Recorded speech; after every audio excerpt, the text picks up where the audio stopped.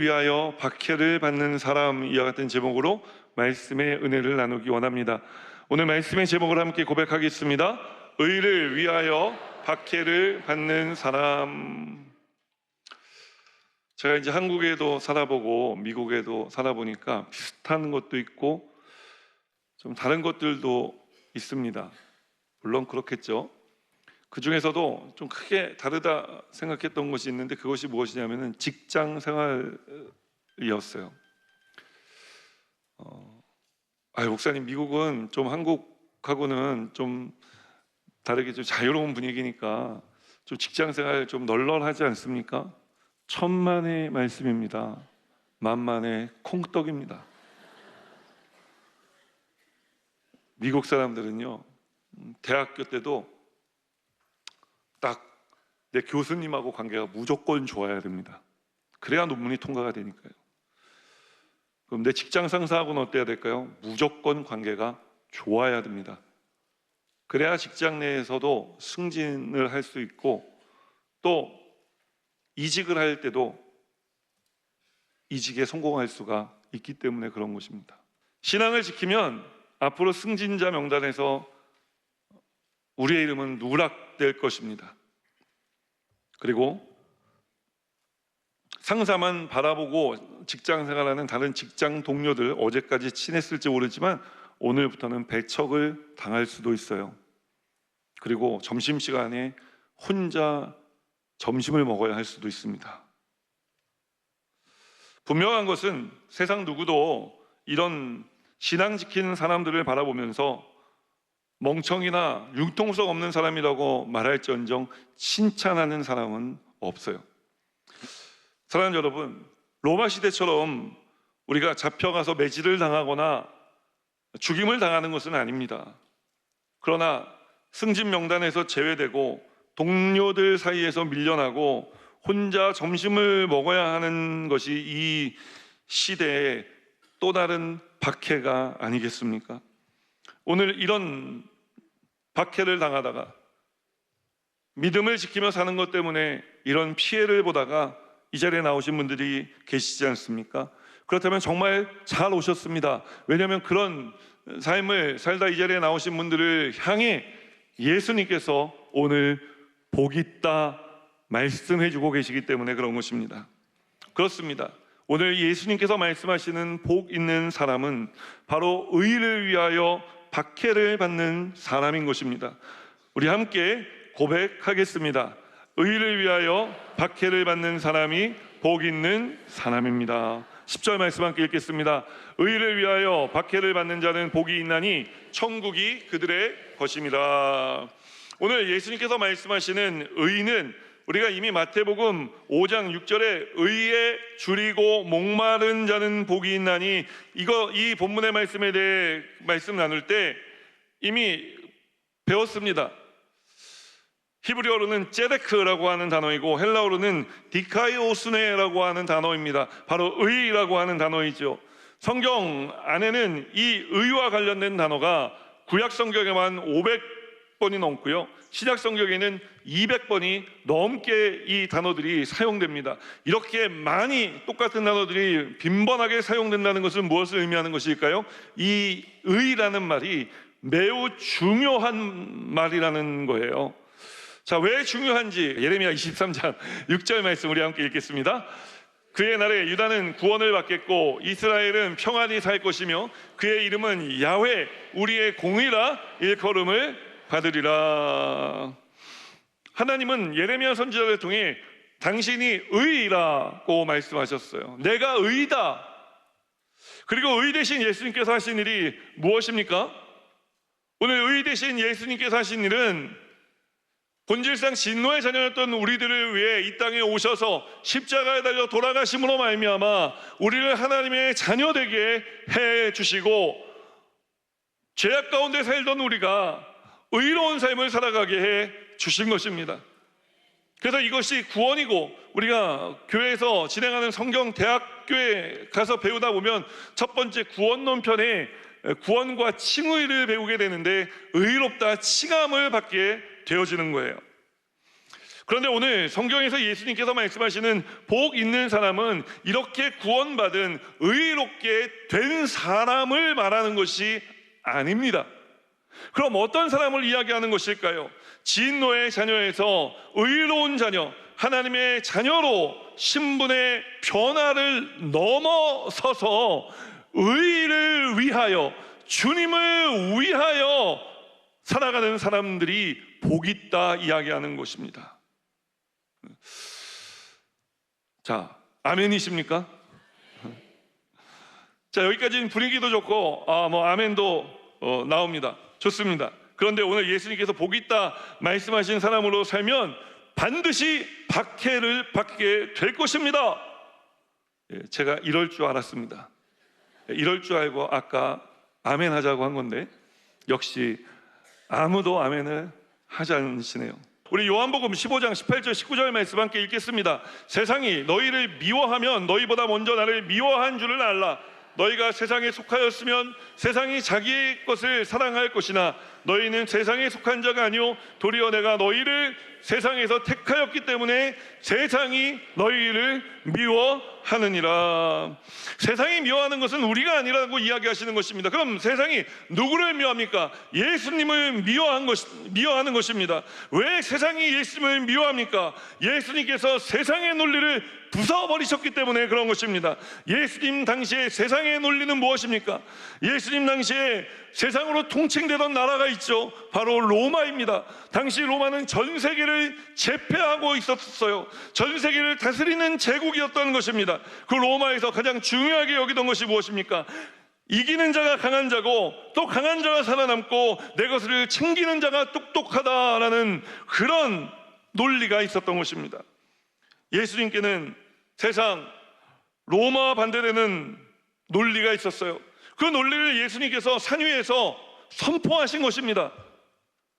마음이 가난한 자는 복이 있다, 애통한 자가 복이 있다, 온유한 자가 복이 있다 선언하신 것입니다.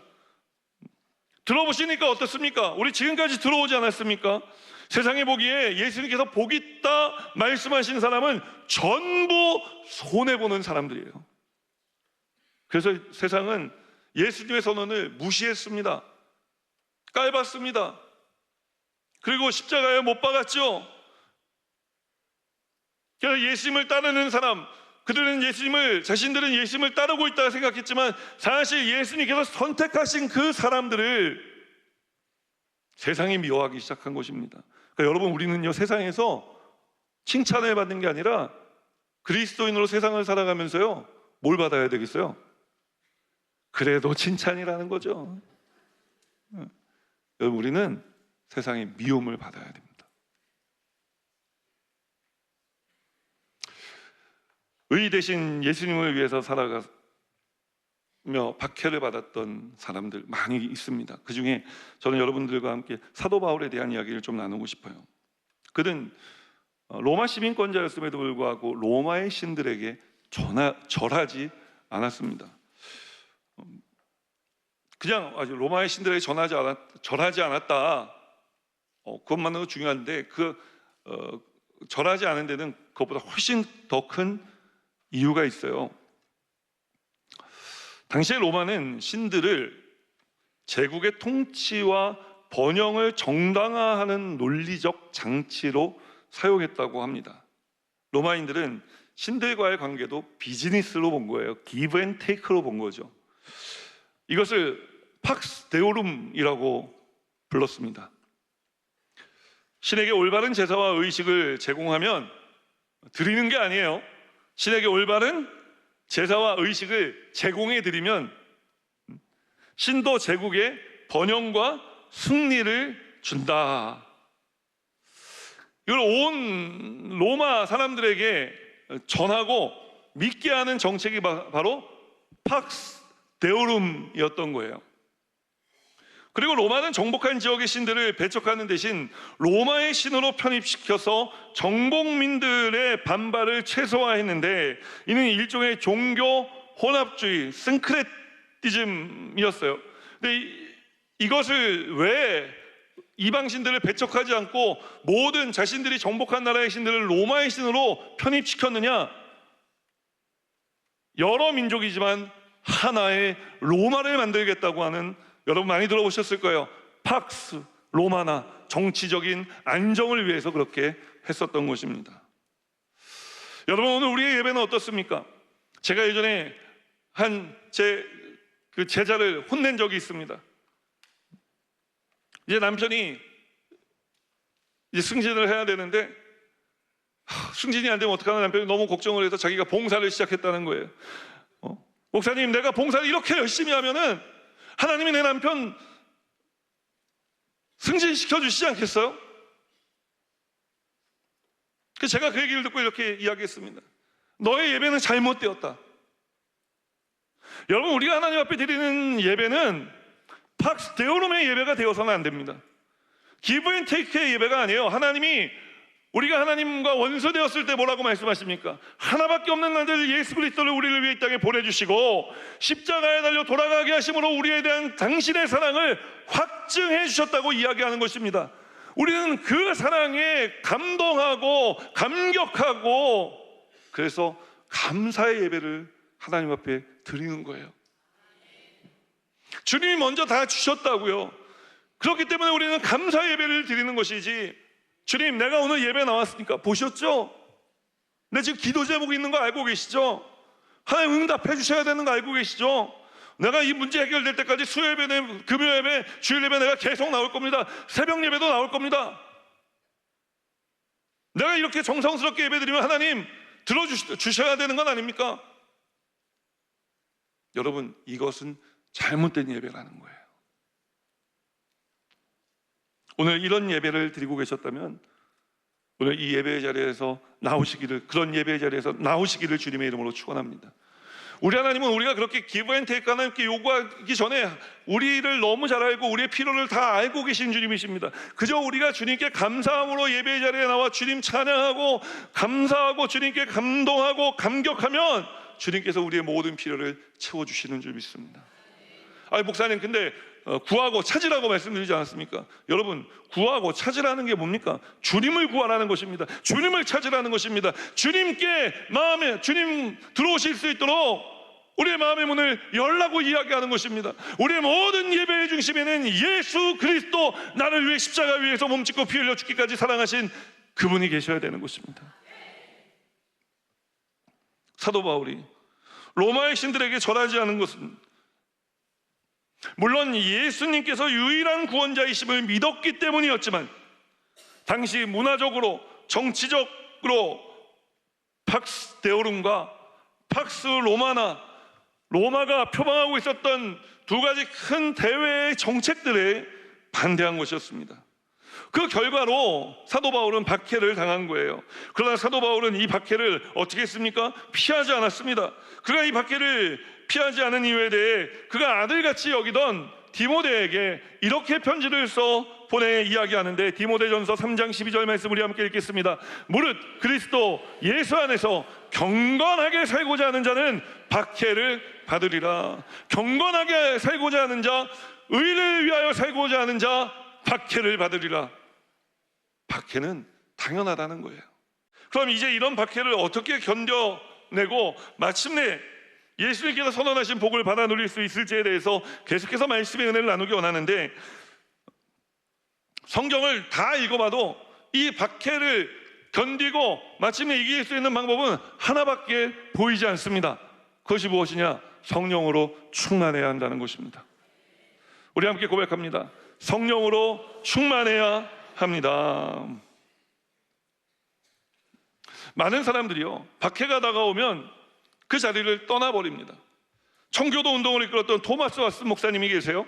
그 토마스 왓슨 목사님께서 이런 사람들, 핍박이 오면, 박해가 오면 그 자리를 슬쩍 빠져나가는 사람들을 가짜 성도라고 불렀습니다. 가짜 성도들은 예수님을 따라 예수님께서 팔복을 선언하시는 감람산까지는 갈 수 있다. 그러나 갈보리까지는 갈 수 없다고 이야기를 합니다. 그럼 어떻게 해야 우리가 감람산에서 갈보리까지 그 십자가 지고 올라가셔서 그 십자가에 달리신 그 갈보리 언덕까지 우리가 예수님 쫓아갈 수 있겠습니까? 그 길에는 100% 박해가 있는데요.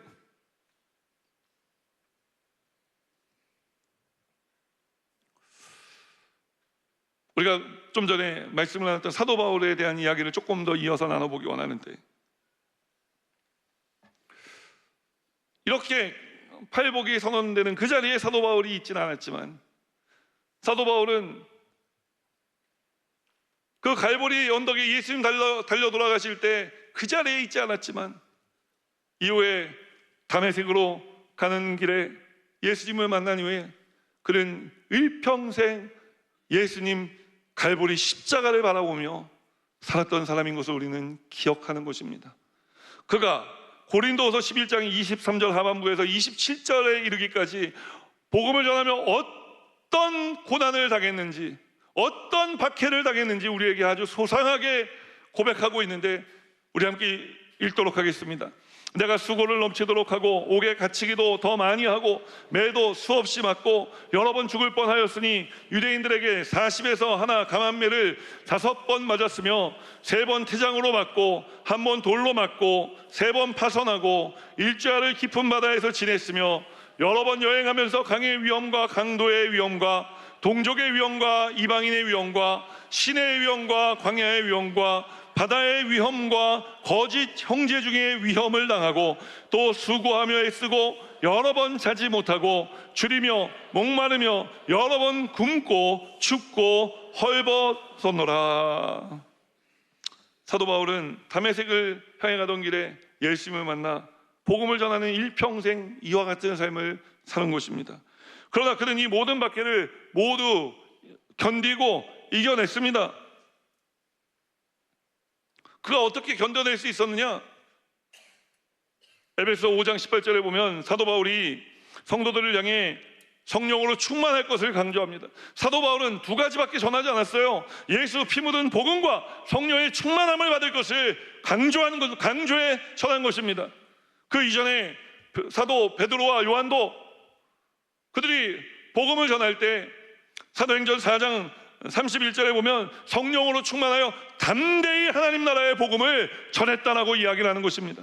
여러분, 성령 충만하면 우리가 담대해지는 것입니다. 성령 충만할 때 박해를 봐도, 성령 충만하지 않을 때는 박해하면 피하고 싶었지만, 성령 충만할 때 박해를 만나면 유 박해? 박해를 피하지 않는 것입니다. 오늘 예수 그리스도를 위하여 살며 박해를 당하며 이 자리에 나오신 분들이 계시다면, 오늘 사도 바울처럼 여러분 성령으로 충만하시기를 주님의 이름으로 축원합니다. 그래서 성령님께서 붙잡아 주시는 삶을 살아가고, 내가 처음에 몇 대 맞을 때 아파서 쓰러지는 줄 알았는데 안 쓰러지고 내가 계속 서 있는 나를 바라보며 주님 주시는 담력을 가지고 세상에 나아가 담대하게 복음 전하는 삶을 살아가게 되기를 주님의 이름으로 축원합니다. 여러분, 우리가 이렇게 담대함을 가질 수 있는 이유는 우리에게 성령을 보내주신 성령님께서 하실 일을 정해주셨는데, 예수님께서 하신 것과 같은 똑같은 일을 하여 주실 것이라 말씀하신 것입니다. 우리 예수님은 십자가에 달려 돌아가신 주님이시지만 또한 사망의 음부의 권세를 끊고 부활하신 주님이신 줄 믿습니다. 세상을 이기신 주님이신 줄 믿습니다. 요한복음 16장 33절 말씀 우리 함께 선포합니다. 이것을 너희에게 이르는 것은 너희로 내 안에서 평안을 누리게 하려 함이라. 세상에서는 너희가 환난을 당하나 담대하라, 내가 세상을 이겼노라. 오늘 이 예배의 자리에 박해를 참고 견뎠지만 점점 숨이 차오르고 더 이상 버틸 힘이 없다 생각하시는 성도님들 계시다면, 오늘 고린도전서 10장 13절 말씀 한 절 더 읽을 텐데, 이 말씀이 여러분에게 또 다른 소망의 말씀 되기를 소원합니다. 함께 읽습니다. 사람이 감당할 시험 밖에는 너희가 당한 것이 없나니, 오직 하나님은 미쁘사 너희가 감당하지 못할 시험 당함을 허락하지 아니하시고 시험 당할 즈음에 또한 피할 길을 내사 너희로 능히 감당하게 하시느니라. 여러분, 성령으로 충만해, 오늘 주님 주신 말씀으로 충만해, 예수님으로 충만해, 하나님으로 충만해, 모든 박해를 참고 견디고 마침내 승리했던 우리 믿음의 선배들의 역사하신 하나님이 나의 하나님이심을 믿고 살아가는 우리 여의도 수모 문단교회 성도님들 되시기를 주님의 이름으로 축원합니다. 마지막 세 번째로 말씀 속으로 한 걸음 더 들어가. 자, 이렇게 주님을 위해 박해를 당하는 사람들에게 예수님은 복이 있다 말씀하시는데 그 복이 무엇이겠습니까? 천국을 주시겠다 말씀하는 것입니다. 우리 함께 고백하겠습니다. 천국이 우리의 것입니다. 10절 말씀 다시 한번 읽겠습니다. 의를 위하여 박해를 받는 자는 복이 있나니 천국이 그들의 것입니다. 여러분, 천국이 우리의 것이라니까 잘 감이 안 오는데 나눠 써야 되는 건가? 우리 또 소유욕이 있잖아요. 근데 이거는 천국이 내 것이라고, 내 것이라고 말씀하신 거예요. 우리 함께 가슴에 손을 고백하겠습니다. 천국이 내 것입니다.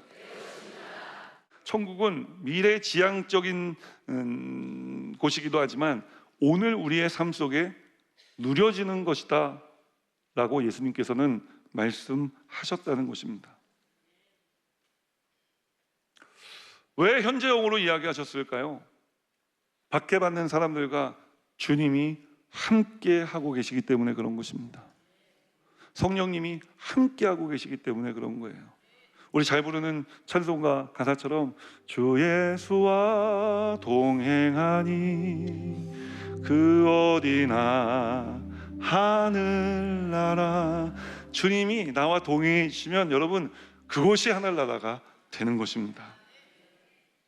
이런 삶은 주님이 동행하시니 얼마나 좋은 환경일까 생각하지만 좋은 환경이 아닐 수도 있어요. 그러나 주님이 함께 하시면 그것은 천국으로 화하도다 변화되는 줄 믿으시기를 주님의 이름으로 축원합니다. 때때로 우리가 이 땅에서 경험하는 고통은 하나님을 향한 놀라운 찬양을 고백하게 합니다.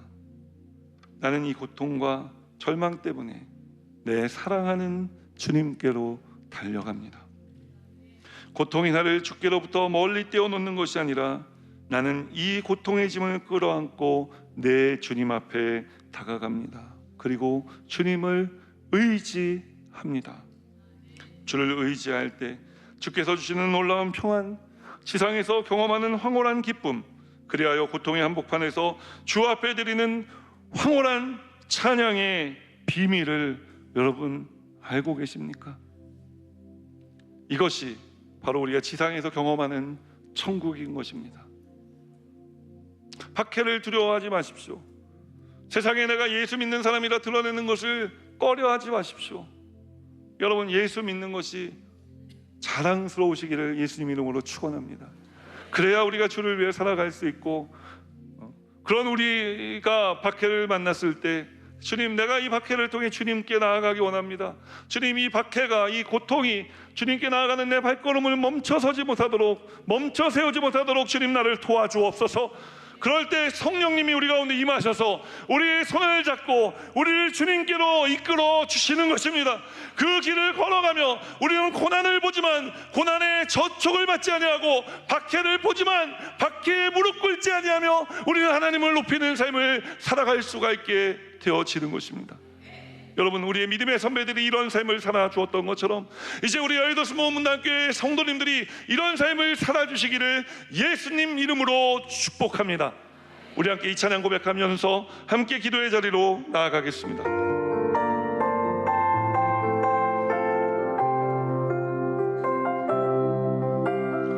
한가난과 고난 수고로움 속에도 성도는 그 믿음을 지켰네.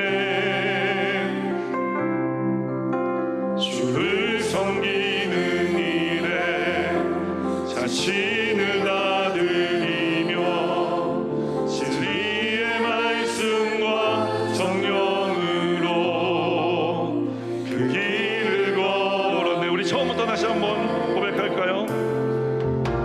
환난 가난과 고난 수고로움 속에도 성도는 그 믿음을 지켰네.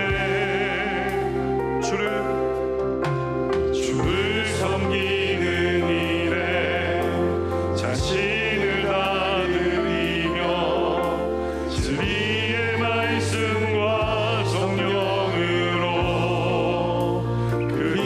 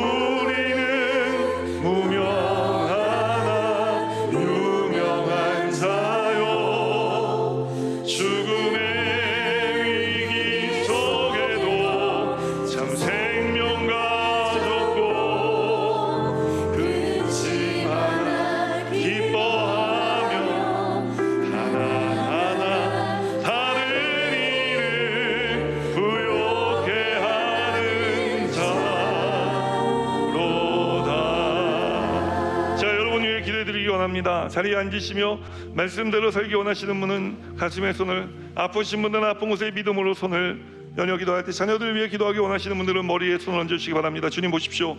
거룩한 주의 백성들이 주신 말씀대로 살아가고자 가슴에 손을 얹었습니다.